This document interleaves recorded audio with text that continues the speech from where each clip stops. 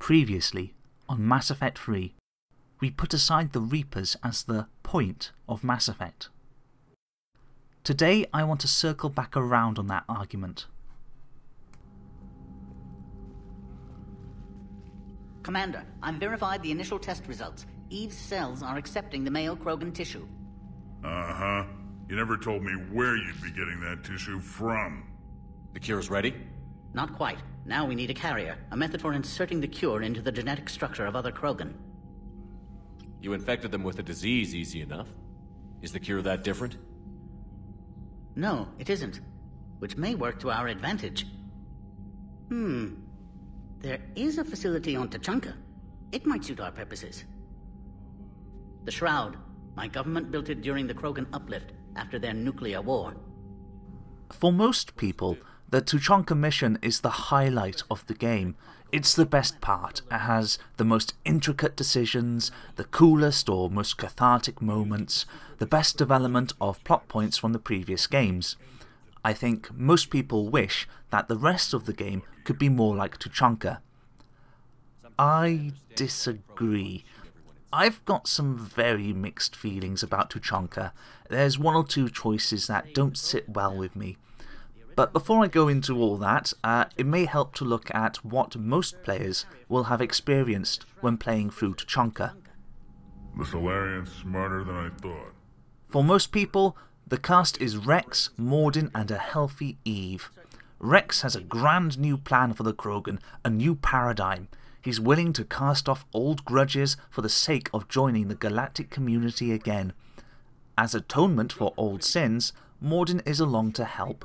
He was responsible for creating the current genophage, and he's going to be responsible for ending it. His protege's research will keep Eve alive for her to usher in a second golden age for the Krogan. It all looks very rosy. Tuchanka's atmosphere. Cowards! They're afraid to take us head on! Primarch, we're gonna need your help. That could be difficult. Our losses on Palaven have been catastrophic. We're doing this for Palaven. No one said it would be easy. What do you have in mind? A combined attack. Your people hit the Reaper with an airstrike. Reeve, at the same time, your soldiers will be attacking from the ground. Together, you can draw it away from the tower. Leaving a small window for dispersing the cure, we'll have to finish synthesizing it at the Shroud itself. Eve will need to come with us. We've never faced a Reaper up close like this. Everyone on board? If you want our help, you'd better be. Commander, incoming message marked urgent. I'll put it in the comm room for you.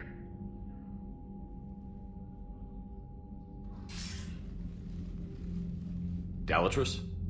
Commander Shepard, we know you've reached Tuchanka. And by now, I imagine Paddock Wicks has proposed using the Shroud. Are you spying on us? Hardly. The Shroud is the only viable course of action open to you.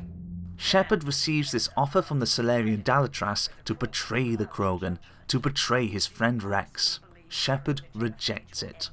They all go down to the planet and see off a few challenges from conservative Krogan who don't believe in Rex's new vision, including Reeve, who only appears briefly. There's a few hiccups in the plan. The mean Krogan are conveniently dispatched, and Rex, Mordin, Eve and Shepard all get to the Shroud. Mordin decides to go up the tower to protect the cure from Solarian sabotage, even though it'll almost certainly be his death. He sings his song and dies, redeeming himself and creating a new future for the Krogan. Rex and Eve promise their help to Shepard and the Turians, and we have our first major contribution to the Crucible project, to the plan to stop the Reapers. It's very poignant, very rewarding, a payoff for story threads established all the way back in Mass Effect 1, when Rex's first attempt to salvage the Krogan race was betrayed by his own father. And I don't like it. I've spoken with the other clans. They're gathering on our secret meeting ground at the Hollows. We'll rendezvous there and take an armored convoy against the Reaper. After today, Krogan's superiority will be obvious to everyone. Your strength was never in doubt, only what you did with it. Commander, you seem troubled. There's just a lot on the line. I want this to go well. Have faith. No matter the adversity we face, some moments are destined to happen. This is one of them. And then the galaxy will have a new power to reckon with. My judgment of Tuchanka is a bit unfair, so let's expand on this a bit. In a technical sense, Tuchanka is very nicely done. It draws together all the plot threads from the previous two games. All the writing and music and character performances work to evoke the proper emotions, sadness, triumph, the works. There's a nice callback again to Morden's dialogue in Mass Effect 2, that phrase that he keeps repeating, "Somebody else might have gotten it wrong." Throughout Mass Effect 3, and in particular in the different permutations of Morden's final scene at the Shroud, we get to see the same phrase used in all different contexts to symbolise Morden's personal responsibility, whether it's fixing past mistakes or being the only one wise enough to make the difficult decision. You won't see all of the different contexts in one playthrough, but they're there and that's kind of nice. I like it. Really plays to the strengths of the medium. But I do feel Tuchanka is a bit sappy, a bit heavy-handed on the sentimentalism, particularly, again, with Morden. Kind of like BioWare doesn't trust us to feel appropriately sad unless we have the music and his little song and his little face getting all blown up to hell. On a similar note, I'm not keen on the basic setup of the story arc, particularly the ideal version that most players will experience after importing saves. When I was younger, I used to read the fantasy author Raymond E. Feist. A friend got me into them, and I quite liked the first few just for the adventure, the excitement. As I read more of his books, I started to notice something. He'd start off with the usual established heroes, the characters we knew from previous books. They'd be drawn into the conflict of the current book, whatever that was, and along the way they'd meet some new character, someone with a connection to the current conflict, and instantly the old and new characters would just immediately decide that they liked each other already. Every time, without fail, they'd become good friends just like that. And it was so boring, so dull. Lots of potential drama, all that rich potential interpersonal conflict squandered so that he wouldn't have to actually explain how these people got to know one another. It also made the artifice of his storytelling obvious, which isn't necessarily a bad thing, but there wasn't anything bigger or more interesting to back it up. If the story is going to be about the characters, they need to not feel false or contrived, to be drawn primarily for the convenience of the author. All the goodies are all friends, they're all on the same team, and any differences or conflicts are ignored so they can just be heroes together. It's the same sensibility I get from the Citadel DLC, which is why I don't really like it. Characters that shouldn't really get on, or should have bones to pick with one another, long-standing grudges, awkwardness, that's brushed aside because dealing with that kind of conflict, as a writer, as a player, is difficult. I'm thinking in particular of Jack and Miranda, and how an abusive childhood and a relationship that turned murderous at one point is just glossed over so they can be chums together. It's not like they can't reconcile, they actually have quite a lot in common. But BioWare needs to do more work establishing this, getting Jack and Miranda from "I will smear the walls with you, bitch," to a point where they can see what they do share, not Shepard. More generally, the party feels aggressively insipid, a fantasy where everyone is best friends and nobody gets hurt or makes things complicated or challenges the player to feel anything other than simple pleasure. And to a lesser extent, this is also what I get from the ideal Tuchanka playthrough. Rex and Morden and Eve and Victus and Shepard are all on the same side. They all agree on a matter of strategy, which means they all agree personally as well. It's not as bad as the Citadel party. There's still a little distrust between Morden and Rex, for example, but it's given little weight at all. It's played off as Rex being protective of Eve, and that's largely the end of that. This is something that gets at the heart of the next issue I want to bring up, which is choice. Crogan ground convoy, this is Turian Wing Artemec. Our flight vector to the Shroud is locked. We're 10 minutes out and counting. Copy that, Artemec. We're on our way, trying to make up lost time. Shepard out. I hope you're not serious about avenging the genophage, Reeve. It would be a disaster for our people. Our people were made for war. It's what they want. And you need to be the leader who tells them they're wrong. Krogan biology may be made for war, but it's an evolutionary dead end. You must adapt, or face the same fate as your ancestors. And would our ancestors forgive their enemies so easily? What were the ancient Krogan like? Tuchanka wasn't always a wasteland. In the old times, the Krogan were a proud people. We had dreams, a future to look forward to. And then my people uplifted you. It wasn't an improvement. No, we destroyed Tuchanka long before that. Technology had changed us. It made life too easy. So we looked for new challenges, and found them in each other. Nuclear war was inevitable. Maybe, but that didn't give anyone the right to unleash the genophage on us. You'll be caught in a vicious cycle if you try to avenge the genophage. As long as the rest of the galaxy thinks we want revenge, we'll have power. They'll fear us the way Krogan were meant to be feared. But what do you really intend to do, Reeve? That would be telling.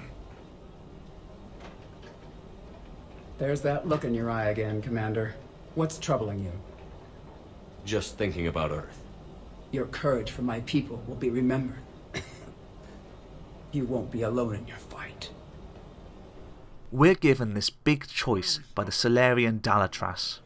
We can cure the genophage and get the support of the Krogan, or we can sabotage it and get the Salarians on our side. The way the Dalatras says it, this is supposed to be a great moral dilemma for us. The Krogan are warlike and brutal. A resurgent Krogan empire could bring the galaxy to its knees.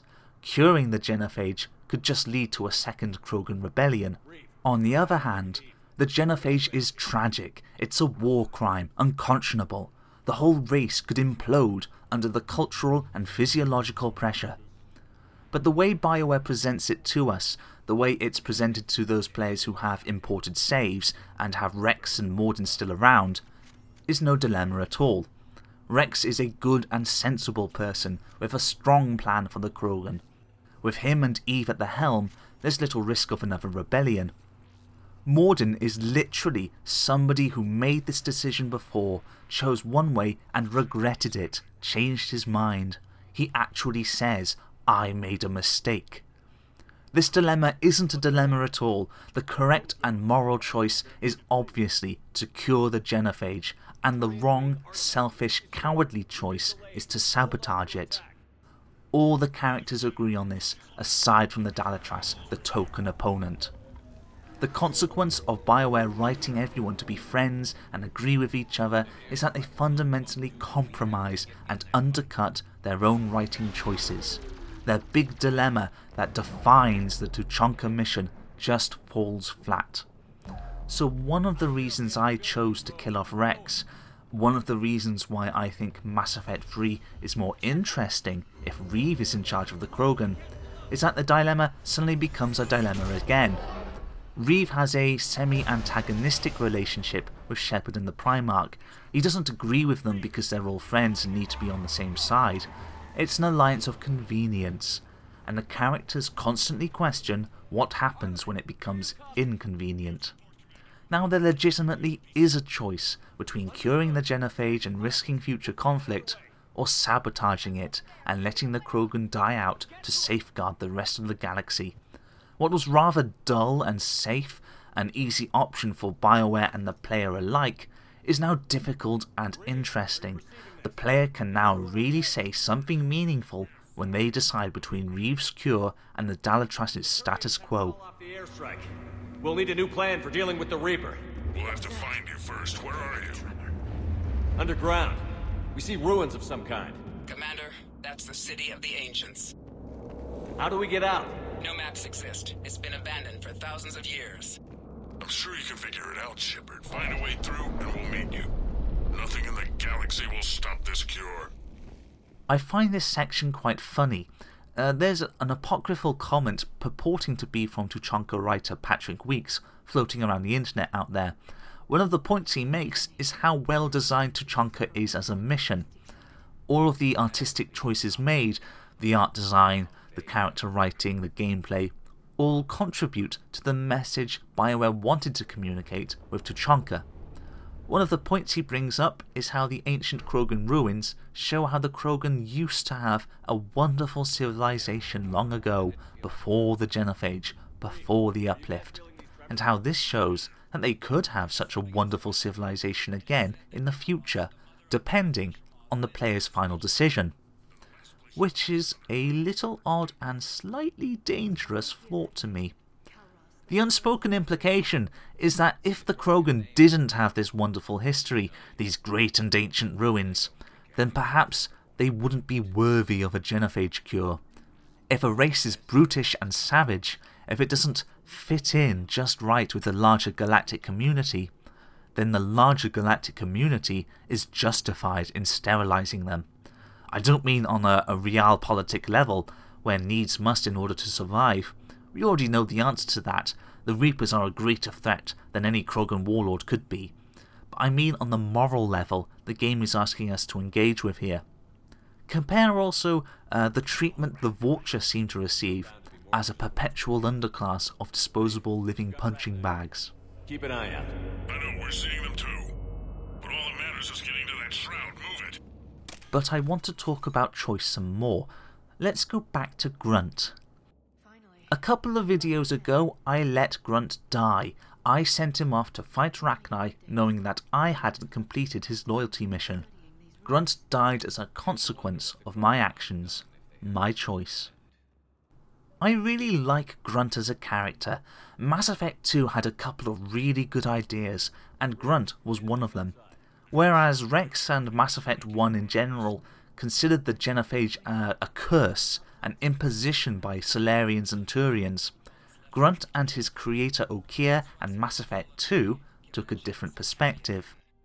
Okeer's big thing, his goal in creating Grunt, wasn't to cure the genophage, like the Krogan couldn't truly be Krogan until it was gone. Instead, he wanted to embrace it. He saw it, as Morden did, as another evolutionary pressure on the Krogan, another obstacle to be overcome. Okeer saw the rest of the Krogan and their pining for old times as weak. Instead, Okeer wanted the Krogan to be strong. He saw the genophage as an opportunity to refine the Krogan race further, to ensure only the very strongest and fittest even survived to make it to birth.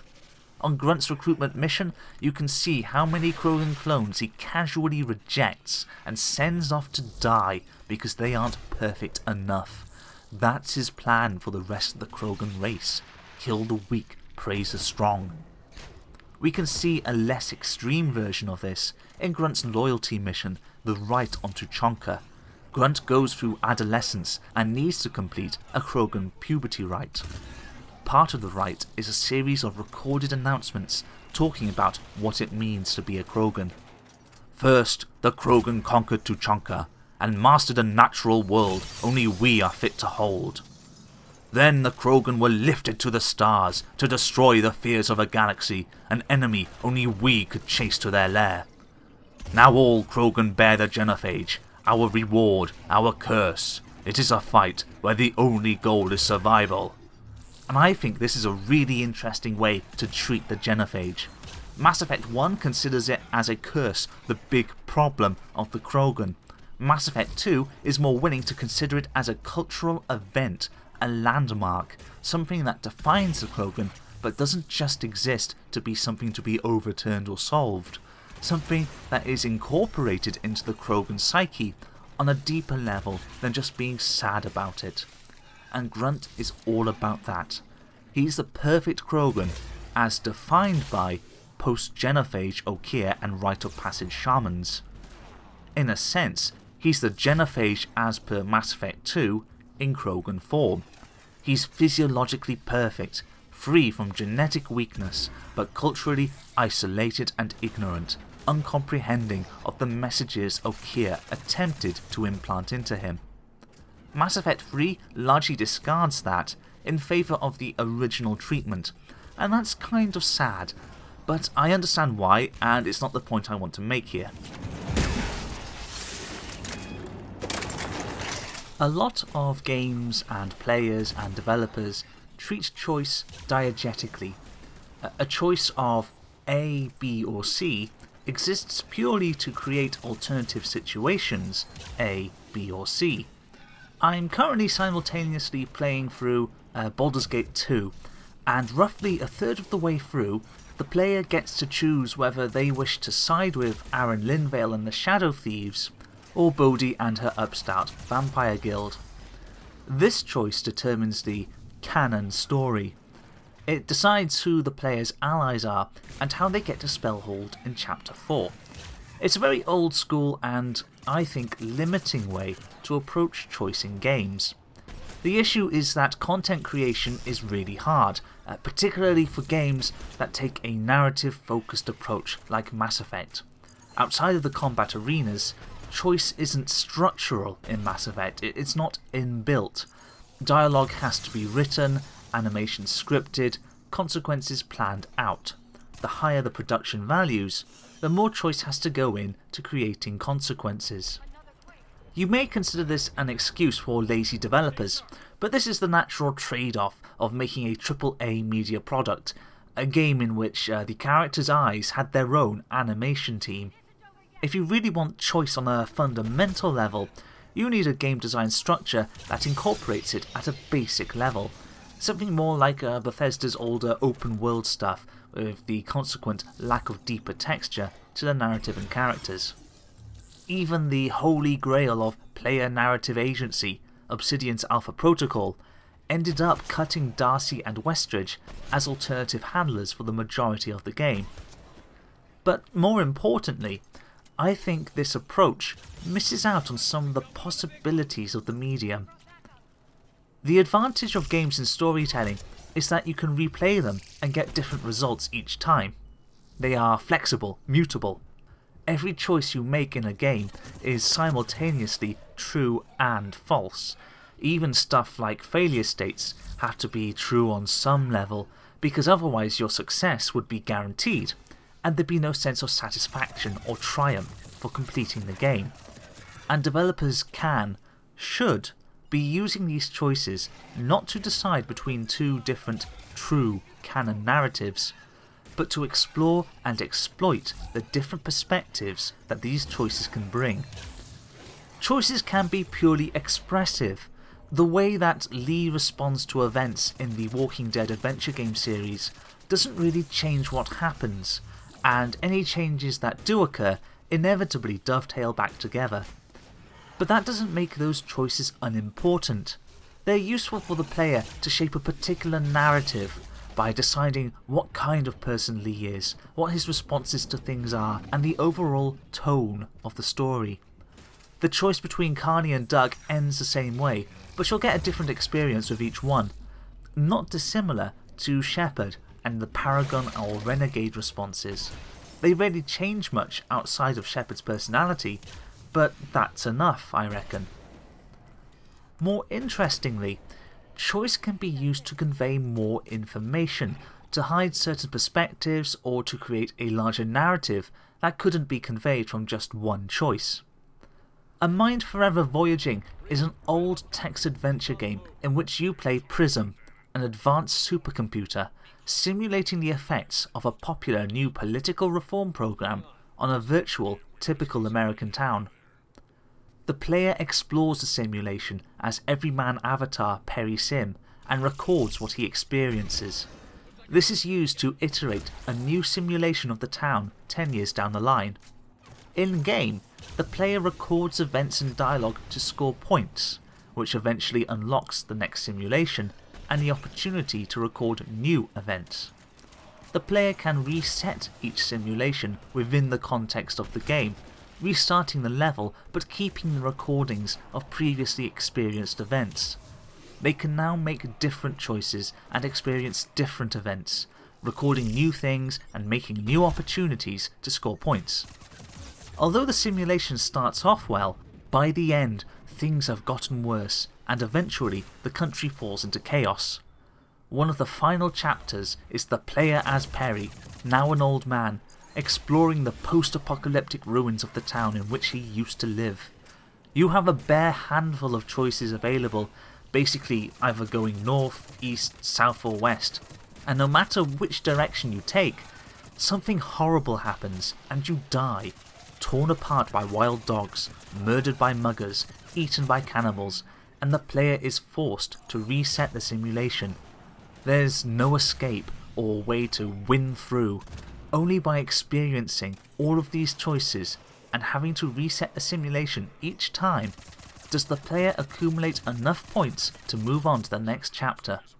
And this is amazing to me because here the developer is using choice not to pretend that there's a whole different totally true story that the player can decide is real and true, but instead the developer is using choice as a storytelling tool, as a way to convey more information to the audience. In the grim future of a mind forever voyaging, the jeopardy of the story is made apparent. If this political reform program is passed, the world would be plunged into a darkness so absolute that you can't even make any right choices. You can't even find a way to win or survive. The choice that has been a tool of the player throughout the game is turned against them, to inspire them to challenge the reforms and save the world from the terrible future witnessed. And I think that's fascinating and a far more interesting use of choice than any amount of extra content or additional story. So anyway, I killed Grunt. I chose for him to die. Now, back in the old Mass Effect 2 threads, there was this concept called failshep. It describes a playthrough in which players deliberately attempt to get the bad outcomes to quests, to kill off characters whenever possible, to fail. And I always found this really interesting. Going even further back, I used to play a lot of Deus Ex. I really liked it, you know, it's a great game. It's a sci-fi conspiracy thriller, first person, well, you know what it is. Deus Ex has 3 endings. Originally only one was planned, but in the end they designed and included 3. One was to destroy all global communications and plunge the world into a new dark age. One was to merge with an advanced AI and become a benevolent God Emperor. One was to join the Illuminati and rule the world in secret. And regardless of the original intent, all 3 endings were foreshadowed throughout the game. Each has a proponent in the form of a major character, anarchist hacker Tracer Tong from the Hong Kong hub, or Illuminatus Morgan Everett. But there's lots of smaller stuff too, conversations with side characters or emails that might influence a player towards one ending or the other. And I always thought, if you were replaying the game and had a particular ending in mind for that playthrough, if there was a specific meaning you were aiming for that you were writing for yourself, then you might pick out certain encounters to make sure that you experience in order to construct a cohesive narrative whole. So, for example, maybe you want to merge with the AI Helios in the ending. You'd want then to find all the transhumanist bits in the game, the secret room with Morpheus, the bartender who's read Olaf Stapledon's The First and Last Men, the emails about the Oracle, the phone call in Paris. And this would all set up the merge with Helios ending. Or maybe you prefer the Illuminati ending, in which case it's Lucien de Beers, the excerpts from The Man Who Was Thursday that you'd want to find. Perhaps on a new Dark Age ending, you might allow your brother Paul to sacrifice himself to defend you, in order to mirror your own sacrifice later on for similar reasons. You're opting to consciously construct the narrative you experience in Deus Ex to create a deeper story. And I see a similar kind of perspective at work when people talk about failshep. They're not considering Mass Effect in the usual reactive actor stance, the stance traditionally encouraged by older role-playing games, where the player is real, the world is real, the characters are real, and your reactions to these things are real. The kind of stance where you want to keep Grunt alive because he's real and your friend. Letting him die is seen as a failure, a punishment, a mistake. Instead of that, these people are using more of an interactive and creative perspective, where you're making choices not because that's what Shepard would really want if they were alive, but in order to create a particular story. Suddenly the choice to keep Grunt alive, to do his loyalty mission or not, is a real choice, not a false one. You don't automatically default to keeping him alive because that's objectively the best choice. You can decide between saving him and killing him off because you are legitimately choosing between two different stories, two different meanings. I might choose to kill off Grunt because I want a story that emphasises the victory through sacrifice theme that runs throughout the game. It might be I kill off Grunt because Grunt represents the genophage era Krogan, figuratively speaking, and if I decide to cure the genophage, then I can use that mission as a way to say, there's no place for Grunt in the new future, the Krogan have now moved on from the genophage and what it represents. Or maybe I might keep Grunt alive, because I want him to show the determination and courage of the oppressed Krogan people, and how the genophage has just made them stronger, so strong they can take on a horde of cybernetic Rachni and win. Or maybe I keep him alive because I've made the rest of the story quite dark, and I want a lighter spot in between the other sad parts. It's up to me, it's up to the player and how they want to write the story. I think this is really interesting and something that can properly distinguish interactive fiction from other media like books or films. But it's a choice that's not available to players if they continue to consume fiction in a purely reactive way, or write in order to win the best ending. And this applies to the Tuchanka dilemma. It's both a strength and a weakness. It's a strength because through your choices you can shape the kind of story that you want. With Rex, the Tuchanka mission is all about bringing justice to an oppressed people. Keep Mordin alive in Mass Effect 2, and Tuchanka's a redemptive tale of sacrifice. But if Paddock Wicks is the scientist, then it's a story of courage and how this one person gives up their career, their friends, their life, in order to make a stand for what they believe. If Reeve's around, then the dilemma has teeth, and our focus now may be on whether Shepard sells out or stays the course. And Eve's survival or death can put a whole new spin on each of these. The downside is, all this stuff is non-intuitive, and requires the player to not only have already played through Mass Effect 3, but also to play through it again, and the prequels, and to know what kinds of decisions give what kinds of results. And also, it requires BioWare to walk a very careful line on what they're communicating versus what leeway they allow the player as author to possess, one which I think they fall off many times over. As I said, in many playthroughs, the central dilemma of Tuchanka just won't be a dilemma. And this is why I've made a lot of the choices that I have in this playthrough, to show people some of the alternatives, and maybe get them to consider writing a different kind of story on their next playthrough. And maybe why I think it's a shame people get stuck in a mindset of needing everyone to be alive, because otherwise they'll have a worse story.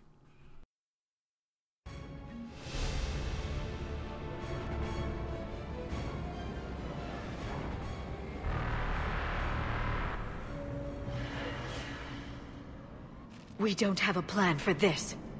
I know we've beaten the odds before, but getting to that tower, I don't know. We're not leaving here until the genophage is cured. Then I hope this idea you were talking about is a good one. It's not mine, it's hers. Calros. We summon her to the Reaper. Would that even work? She need only draw the Reaper away from the tower. That would give us time to synthesize and release the cure. What makes you so sure she'll come? Legends say she is the mother from which all other Thresher Maws spawn. This is as much her home as ours. Every living thing on this planet knows how to kill, and kill well. Her more than most. I've taken some risks in my time, but this seems crazy. You'll do it if our alliance means anything, Shepard. Not even a Reaper's gonna stop us from curing the genophage. But how do you summon a Thresher Maw? The tower was built in an arena devoted to Kalros's glory. The Solarians thought she would scare away intruders. We got that much right. There are 2 Maw hammers there, the largest in existence. If you can activate them, Kalros will come. That should distract the Reaper.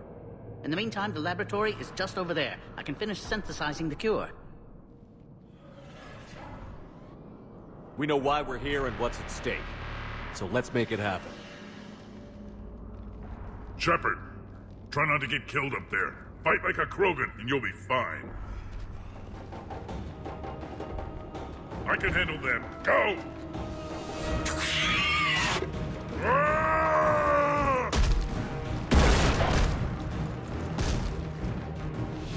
See you on the other side. We'll have the cure ready shortly, Commander.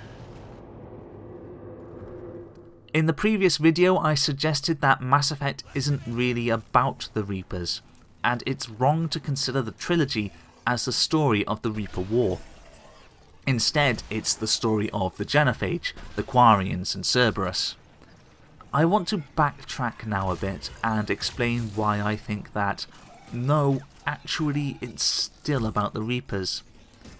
Earlier on we established that BioWare's intended core theme for the trilogy was the conflict between artificial and organic life, or more accurately, the tension between the created and their creators. The Reapers fall into this in an oddly complicated way, being both robots and also assimilated organic races, and also the progenitors of the Mass Effect technology that defines the entire galaxy, and this is something I want to expand on later. I've also suggested that the Solarians and the Krogan are analogues for this same root issue. The Solarians uplifted the Krogan from nothing, as they wished to do with the Varren and the Yarg on Surkesh, and when the Krogan angered the Solarians by asking too much from them, the Solarians cast the Krogan down with the genophage. Similarly, just as the Reapers are a faceless, structural kind of evil, impersonal, impassive, so far removed from mere mortals that they can't even understand them, operating through the trap laid by the mass relays and the Citadel, so too is the Solarian genophage also a faceless, structural kind of evil.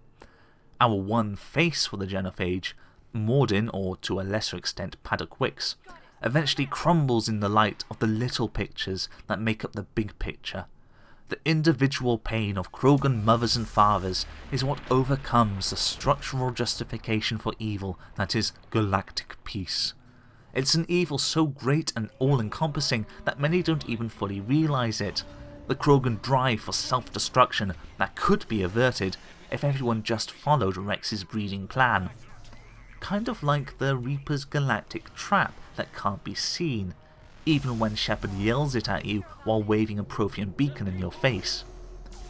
I am reminded a lot of Knights of the Old Republic 2, a game with a far better story than Mass Effect 3. In Knights, there was a character, Goto, a droid tasked with preventing the imminent economic collapse of the Republic by any means necessary. There was minimal direct connection between them, but Goto was key to understanding the motivation and ideology of Revan and Kreia, and by extension, Chris Avellone and Obsidian Entertainment. Goto's grand plan, something that was revealed only if you befriended him, which many players didn't, was to take the role of a galactic crime lord and use aforementioned any means necessary to preserve the Republic. A fairly obvious and direct parallel for the reveal that Revan turned to the dark side in order to protect the Republic from an imminent invasion by the Empire of the True Sith on the Galactic Rim. An insight into Goto became an insight into Revan, in itself an insight into Kreia, the game's villain. For example, Goto's original decision to work as a crime lord was described as him breaking. He couldn't accomplish his goals and follow Republic laws at the same time. I don't think it's ever really said about Revan, but the implication of the obvious parallel is that Revan also broke when asked to defend the Republic while following the Jedi Code, as Atris would later on, and that's why Kreia is the villain of the game and not the hero. Also in Knights of the Old Republic 2, there was this idea that the Jedi Civil War and its related conflicts were a mask for a larger war of belief. Atrocities in the Mandalorian Wars were intended to prime soldiers to become loyal to Revan. Malachor 5 would be the clarion call for conversion for the vulnerable and a mass grave for the apostates. The echoes from Malachor 5 and the larger war form the main conflicts of the various hubs in Knights, whether it's the reconstruction of Dantooine or the independence of Onderon. Goto is concerned about all of these, as all of them weaken the overall strength of the Republic, and as part of his campaign to defend the Republic, he enlists the player to resolve these conflicts one way or another. He doesn't care how or what the result is, just so long as they're resolved. He's equally happy whether Onderon stays with the Republic or goes it alone, because the conflict is over and is no longer a drain on the Republic. Both of these ideas, I feel, are useful to understanding what's going on in Mass Effect 3. Firstly, a comment on the genophage is a comment on the Reapers, and a comment on the Reapers is a comment on the genophage, and Quarians, and many character arcs too for that matter. More accurately, when we talk about the Reapers, we're talking about the same things as what we talk about when we talk about the genophage, or the Quarian War, or Edie, or Miranda and her dad, or any of the other parallels. Time spent on one of these is time spent on all of them. Secondly, the resolution of these arcs is the resolution of the Reaper War. When we cure or sabotage the genophage, when we end the Quarian Geth War, or destroy Cerberus once and for all, we are striking at the Reapers, we are addressing the same underlying conflicts, the same underlying evil each time. What that evil is exactly is a discussion for another update, but a victory here on Tuchanka is just as much a victory as the one we'll eventually have on Earth, or Rannoch, or Kronos Station. This is true in a literal sense. Completing this mission will earn us the cooperation of the Krogan army and Turian fleets. Same for the Quarians and their flotilla, or Cerberus and the dagger in our back. Resolving these conflicts literally gives us resources towards the Crucible and defeating the Reapers. You could even argue that these conflicts were originally created by the Reapers as part of their galactic trap, and ending them is a means to end the Reaper pattern of control. But on another level, I think this is something quite similar to Revan and Goto's War of Belief. On a spiritual, moral level, we are redeeming the galaxy's sins, showing that if we can conquer this cycle's expressions of evil, the genophage, the diaspora, Cerberus and general galactic corruption, if we can address these problems, then the galaxy will be ready to take on the Reapers and defeat them and what they represent once and for all.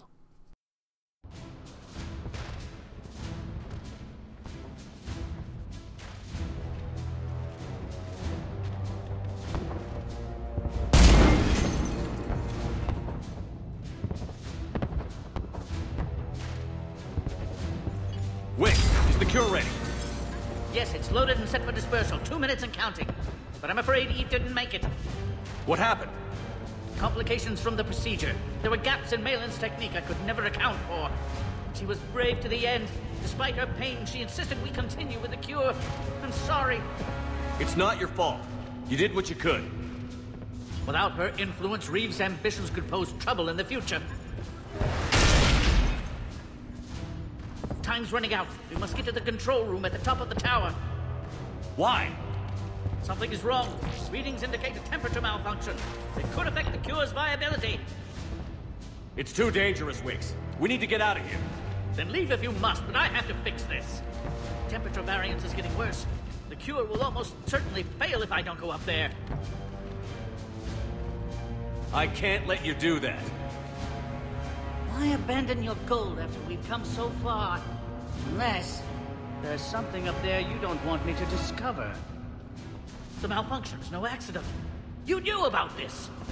The Dalitras offered me a deal. Her support for the Crucible Project if I made sure the cure didn't work. And you're thinking of taking it? My own world is hanging on by a thread. I have to consider every option. Committing genocide to stop another genocide merely ensures no one is left alive. My own path is clear. I have to fix this. Why is this so important to you? Some souls die in battle. Some die in their sleep. Some die for no reason at all. This is my chance to die for what I believe.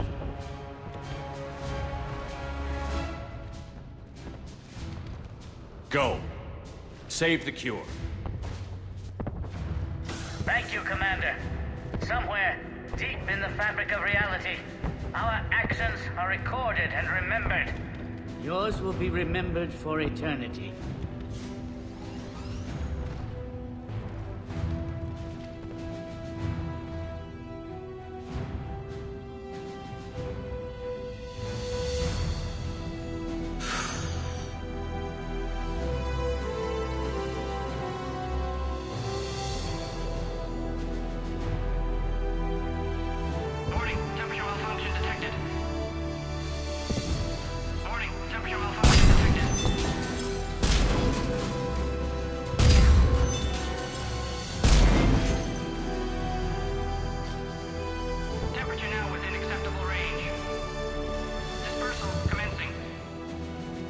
For eternity.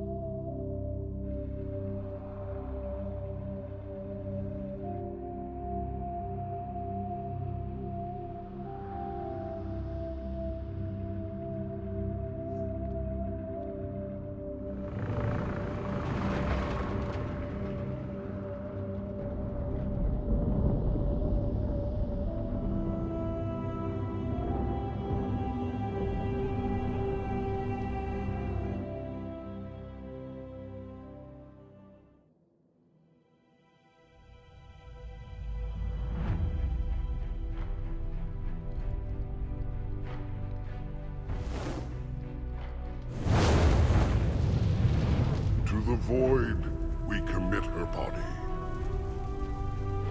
In life, this Krogan faced our greatest enemy with rare valor. In death, she has proven a savior to her people. May her courage fan the flames of hope for the future. She is now the true mother of Tuchanka.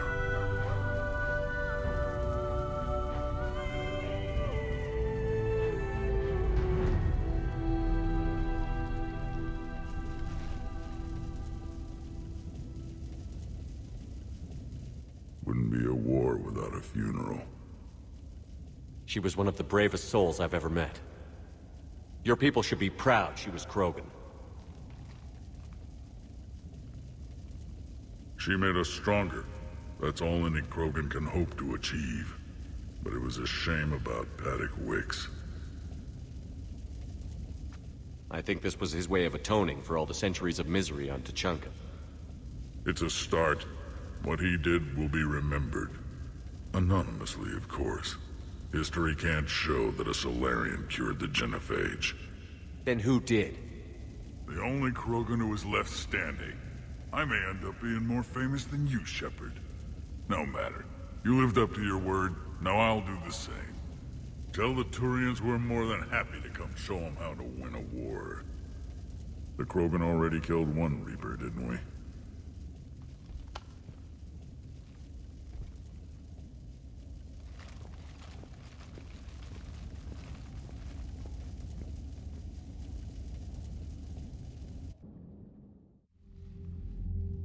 Hell of a thing you just pulled off, Commander.